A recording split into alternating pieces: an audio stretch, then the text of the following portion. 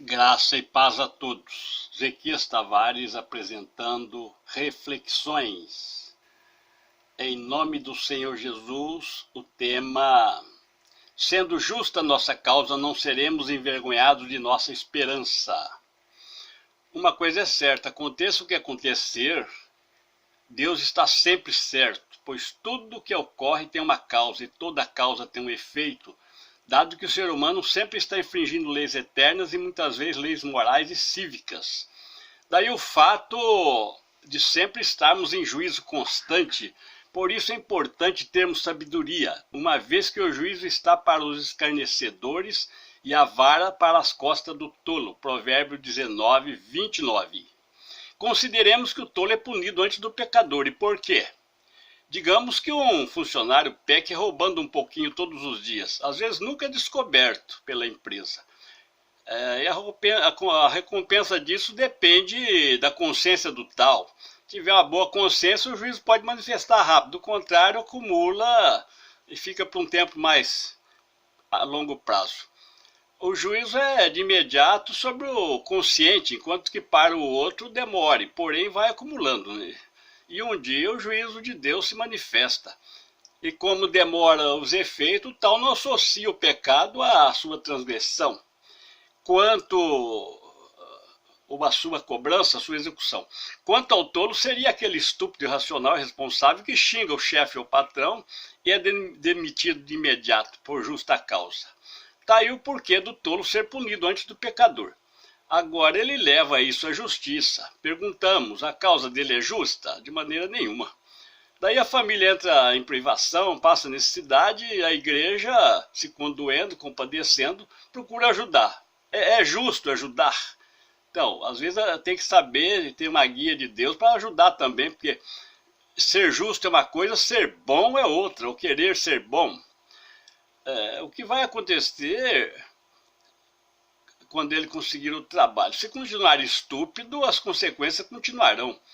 Portanto, é bom ler as escrituras para saber o que essas indicam para cada caso. E os ministérios da igreja precisam ter luz para socorrer os carentes sem sobrecarregar os membros, dado que há casos e casos, porque quando ainda estavam convosco, disse Paulo, mandamos isto, que se alguém não quiser trabalhar, não coma também.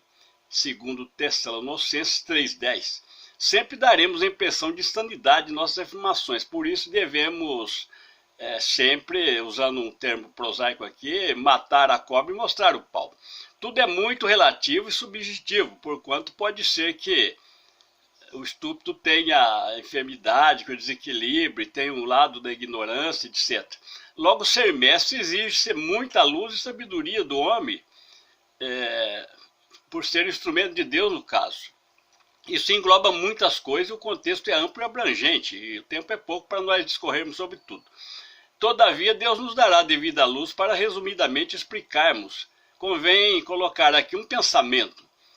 Senhor, dai-me serenidade para aceitar o que pode ser mudado, a coragem para mudar o que pode ser mudado e a sabedoria para distinguir uma coisa da outra. Reino de Níber. Algo que não deve acontecer conosco é confundir humildade com covardia, dado que são duas coisas bem distintas. Que Deus nos dê luz.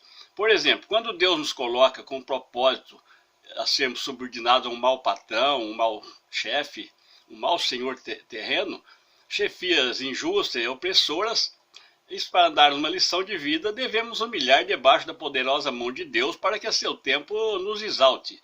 Leia São Pedro 5,6 e São Pedro 2,18.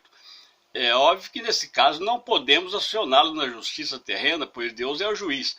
Ao passo que o sujeito, por falta de opção, aceita o emprego e o patrão prevalece sua humildade, timidez e simplicidade, fazendo injustiça, oprimindo, este pode procurar a lei que o juiz vai dar causa ganha. Mas temos a ponderar o que expomos agora. Vós, servos, sujeitai-vos com todo o temor ao Senhor, não somente aos bons e humanos, mas também aos maus.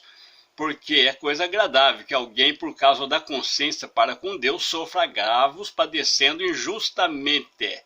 Injustamente, aparentemente, porque Deus tem um propósito nisso, né? Então não é bem injusto, é justiça da parte de Deus. 1 Pedro 2, 18 e 19.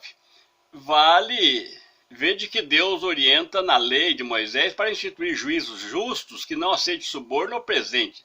Leia Isaías 33:15, Êxodo 18:21. Quando a Escritura diz puro de mãos e limpo de coração, se refere a homem justo, embora a justiça do homem falha e os termos da lei terrena e a propósito discrepante favorece mais os ricos que os pobres. Daí a necessidade de sermos amigos de Deus, e Jesus Cristo verdadeiramente é um amigo verdadeiro. Ressaltando que a descendência de Abraão foi escravizada por 430 anos. Leia Gênesis 15, 13 e mais alguma coisa. E Êxodo 12:40, onde cumpriu esse tempo. Lá diz que, contado exatamente 430 anos, naquele mesmo dia todos os exércitos do Senhor saíram da terra do Egito. Aqui batemos frontalmente com os profetas atuais, com o tal do eu determino, eu profetizo. Veja que se antes do tempo surgisse algum falso Moisés ou salvador da pátria, nada conseguiria contra o soberano faraó, visto que Deus teve que fazer 10 maravilhas para poder tirar o povo do Egito. Assim acontece hoje com os falsos cristos, que em hipótese alguma te tirará da escravidão do Egito, mesmo porque logo te impõe contribuições segundo a velha lei. Muitas vezes a provação mais severa ocorre logo após o batismo autêntico, 40 dias de jejum simbolizando os 40 anos da jornada, a travessia desértica dos hebreus após o batismo figurado no Mar Vermelho, onde Moisés, em figura do Cristo, os conduzia. Mas Deus sempre julga os opressores, pois Deus disse a Abraão que julgaria tal nação. Portanto, leiam as Escrituras, isso é fundamental. Nos maravilha notar que o povo que se julga sábio, ao procurar um texto da Escritura, se debate para encontrar o texto da mensagem. E muitos ousam dessa forma, com tudo isso, pregar na igreja, logicamente que sem fundamento. O debate de Paulo diz a Timóteo, persista em ler, nem só ler, mas também estudar um pouco e examinar, né? A experiência pessoal, por 2 vezes, com fortes motivos, intencionamos acionar o senhorio terreno e fomos impedidos por Deus, que nos disse, em acionando ele, você perderá teu testemunho. E outra vez nos disse, não leve o ímpio na justiça terrena, nem peça nada para ele. Atendemos Deus e fomos abençoados e nada nos faltou. O importante seria termos à frente da igreja homens consagrados e abertos para a manifestação do dom da profecia, pois sem esta o povo se corrompe. Provérbios 28:18. Queremos evitar problemas, andemos na luz de Deus e oremos para tomar qualquer decisão. Não sejamos precipitados, pois quando é processo divino, onde formos, a nossa correção nos espera lá. A vida é curta e o tempo é precioso, e o maior patrimônio depois da família, da alma, é o tempo nosso. Guardemos bem, como Deus diz, guardando os meus mandamentos, será bendito na cidade, no campo e em tudo.